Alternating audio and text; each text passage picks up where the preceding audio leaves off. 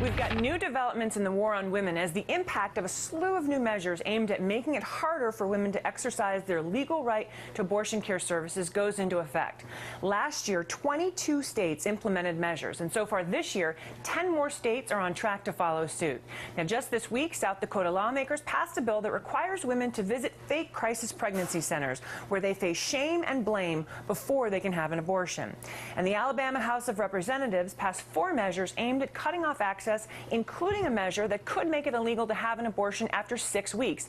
Now, that directly contradicts the Supreme Court on precedent, and for some women, it's before they even know that they're pregnant.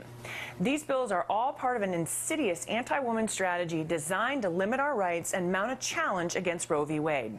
Also this week, 3 more clinics were forced to close in Texas as HB 2, which had passed last summer despite Wendy Davis's heroic filibuster, goes into effect. Among those that closed was the last remaining clinic in the poorest part of the state. It is a powerful reminder that while we talk about the war on women, laws like HB 2 in Texas are having a real impact on women's lives.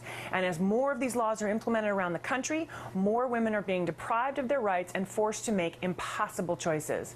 Joining me now, Carolyn Jones, a contributing writer for the Texas Observer, and Heather Busby, executive director of NARAL Pro-Choice Texas. And I should mention that I sit on the national board of NARAL Pro-Choice America.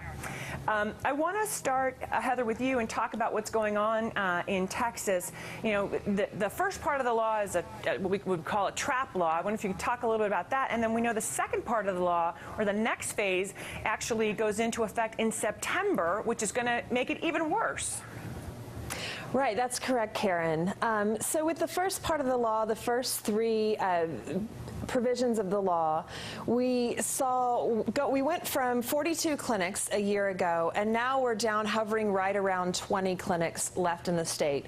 Safe, legal abortion care for women. And you know, there are whole areas of the state where now it's impossible to get care. For the majority of West Texas, with the exception of El Paso, the entire Rio Grande Valley, and now East Texas in the Beaumont region, which also affects women coming over from Louisiana.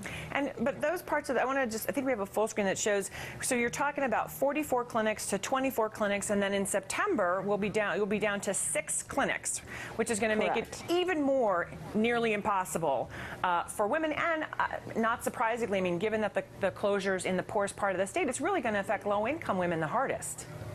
Absolutely, and we know that these are women who are already struggling. I've worked on abortion fund hotlines for 15 years and spoken to these women who are struggling, and they're struggling to feed their families.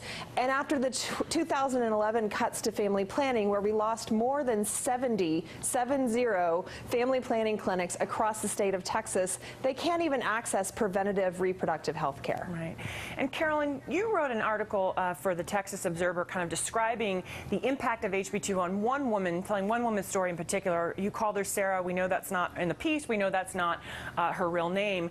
But, I mean, one of the things I found so powerful about her story was that, you know, we rarely get a glimpse into how difficult a decision this is for people emotionally, not just, you know, we're talking about the logistics have become incredibly complicated, and please tell her story a little bit, but also the emotional turmoil. This was not an easy decision for her. That's right. I wrote about a mum in suburban Houston. We call her Sarah Gula in the story. She asked for anonymity. She discovered at her 19-week ultrasound in her doctor's office that her fetus had a condition that the doctor described as incompatible with life. She obviously was reeling from the shock of it. She asked her doctor if he could induce the pregnancy and sort of interrupt the pregnancy. And he said that he couldn't do that. She would have to go to an abortion clinic. And he said, but there's this new law. It's the 20-week abortion ban. You're at 19 weeks. You've only got 7 days. You better hurry. And he sent her out of the office. And there was Sarah and her husband on their own, trying to find a clinic that would help them terminate this pregnancy so that she wouldn't have to wait for the baby to die in utero. I mean, a terrible decision. She discovered there are no clinics in Texas that could take her, so she and her husband ended up driving to Arkansas, a 10-hour drive overnight. They had very little liquid cash available. They put themselves in thousands of dollars of debt in order to make this terrible trip to the clinic in Arkansas. On the way out of town, she pawned her wedding ring. They threw their January rent money into the pot in order to cover the costs. Right. When they arrived at the clinic, they were swarmed by protesters who said, "Don't do this, this is not God's way, you don't know what this child could become." And this was a devastating decision for Sarah and her husband to make. But it was a very private decision, and suddenly they ended up in another state, not in the care of their own doctor, fearing for her health and her safety, and feeling terribly alone, and they're now in sort of a debt that they're struggling to climb out of. And Heather, I mean, I guess what concerns me is that we will hear more stories like that. And, you know, last year when we were talking about the Gosnell case, people were, you know, one of the concerns I had was when poor women are left to poor standards of care, they are prey to people like that.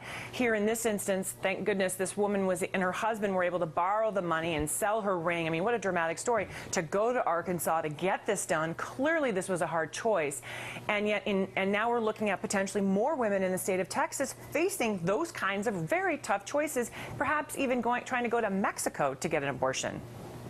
Absolutely. I mean, we know from history that women have gone to Mexico to seek unsafe, illegal abortion care, and that's a huge factor with Texas, is that we, you know, are along the border. And the other factor is, you know, women accessing pills to induce an abortion with pills, and if taken correctly, it can be incredibly safe. Right. However, you know, they have to have the information on how to do that correctly. Well, and the procedure itself is actually quite safe. We should mention, and by the way, legal. That's the piece I sort of keep coming back to. You hear these stories of women having to go through these ordeals, and this is a legal right that they have. So I applaud the work that you're doing, Heather and Carolyn. Thanks so much for sharing your story.